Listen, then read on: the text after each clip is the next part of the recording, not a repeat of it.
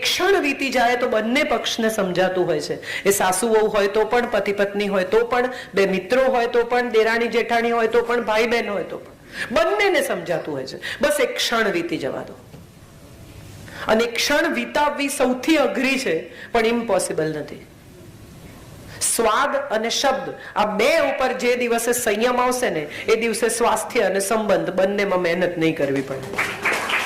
એક બેનને ડોક્ટરે કહ્યું કે તમારે ડોકું હલાવવાનું, ડાબેથી જમણે, જમણેથી ડાબે, ડાબેથી જમણે, જમણેથી ડાબે. એટલે બેને કહ્યું કે બસ એટલાથી વજન ઉતરી જાય.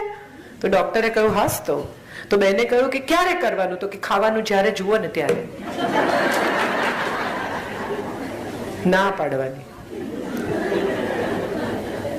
જ્યારે જ્યારે ભીતરથી ઉછાળો આવે ને કે ચોપડાવી દઉં, સંભળાવી દઉં, સીધા કરી નાખું, ત્યારે ડાબેથી જમણે ને જમણેથી ડાબે. આ જવા દો.